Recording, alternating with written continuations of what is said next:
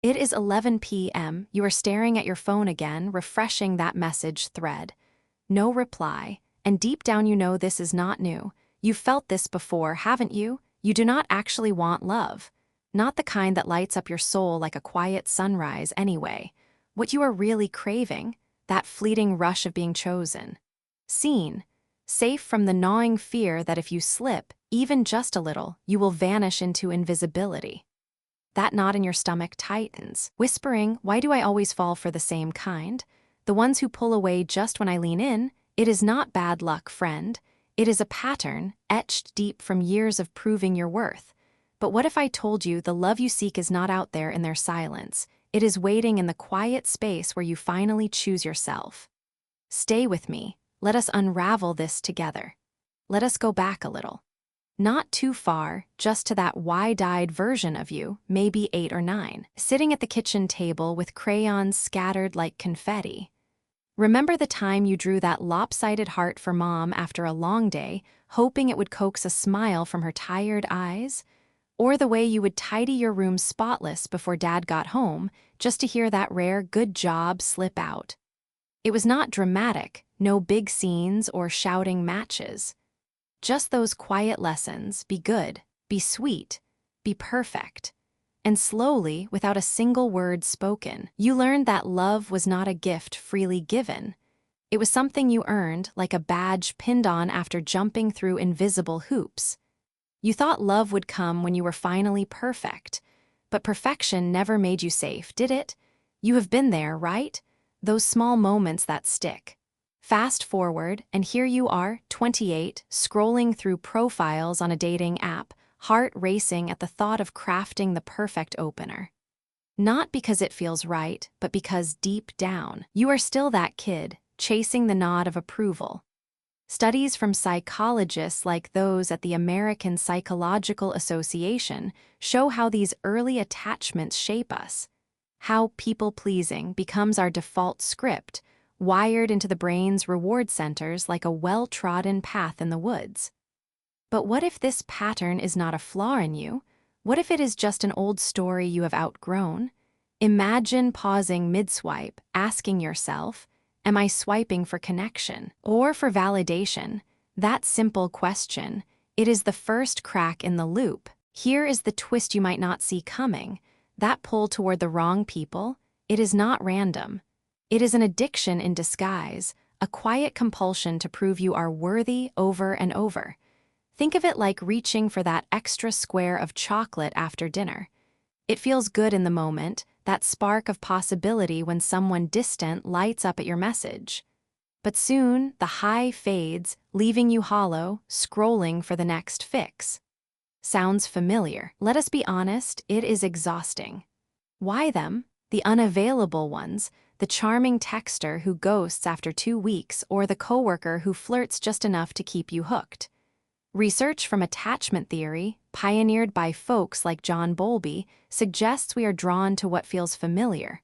Partners who mirror the uncertainty of childhood approval, turning every relationship into an unconscious test. Will I pass? Am I enough? That endless performance, layering on charm like makeup before a mirror that never reflects back fully. I remember a friend, let us call her Sarah, who would laugh it off at brunch, saying, "I just attract projects." But one rainy afternoon, she sat by the window, staring at her cold coffee, wondering if she was hard to love or just tired of proving she was not. It broke my heart, not because of the guys, but because she deserved peace, not a perpetual audition. The truth is, you are not addicted to them. You are addicted to the version of yourself you think they will finally love. If this rings true, pause here. Breathe. You are not broken for feeling this pull, it is human. But recognizing it, that is where the freedom begins. You are addicted to the version of yourself you think they will finally love. Now, imagine flipping the script. What if the love you have been chasing is not the prize at all? What if real love, the kind that sticks, that heals, does not demand a spotlight performance? It is more like slipping into your favorite sweater on a crisp fall day, comfortable, unforced, wrapping you in quiet assurance. No auditions, no scorecards, Just you being you and someone seeing the beauty in that raw, unpolished truth. This shift starts small in those unguarded moments. Like the time I caught myself mid-apology for spilling coffee on my own shirt, no less, and thought, why am I sorry for being human? It hit me then. We have been conditioned to believe love is a test we must ace, but attachment experts note that secure bonds thrive on vulnerability, not perfection. A study in the Journal of Personality and Social Psychology found that couples who embrace imperfect moments report higher satisfaction because authenticity breeds trust, not applause. Picture Sarah again post that rainy confession. She started small, deleting the app, journaling one unfiltered thought a day. Today, I felt messy, and that is okay, she would write. Weeks later, at a casual book club, she met Alex, not a whirlwind, but a steady presence who laughed at her bad puns without needing her to be on. No games, just shared silences that felt like home. It was not fireworks, it was peace. The kind where you exhale, realizing you do not have to hold your breath anymore. You see, the real danger is not falling for the wrong people, it is forgetting how worthy you are without the fall. So, next time that familiar pull tugs, whisper to yourself, I am not here to perform, I am here to be present. That is the door cracking open to love that stays.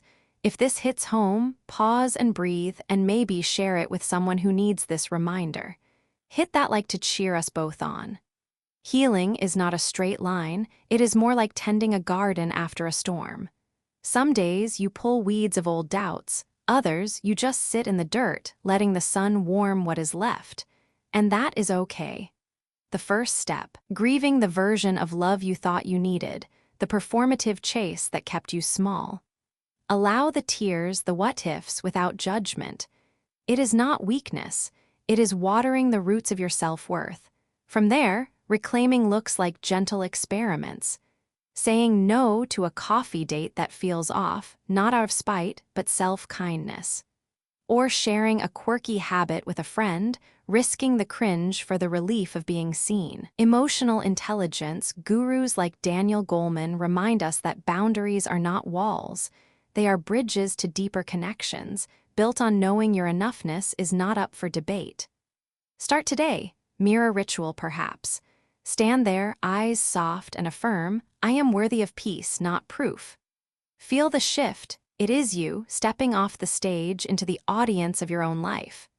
And as you do, watch how the right people, the ones who see your quiet glow, begin to appear. Not because you changed the script, but because you stopped reading someone else's. You were never meant to be picked like a prize on a shelf, polished, perfect, passed over if you gathered dust. You were meant to be seen, held in the light of your own quiet strength, where love flows not as a reward, but as a reflection of the home you have built within. So stop waiting to be chosen. Choose yourself again and again until love feels like peace, not performance. The right love will meet you where you finally stop performing. So, exhale that old script. Step into the peace of being enough just as you are. If this hit home, join me here. We are healing together. Drop a comment. What is one small step you will take today? Let us lift each other up. Thanks for being here. You are not alone in this.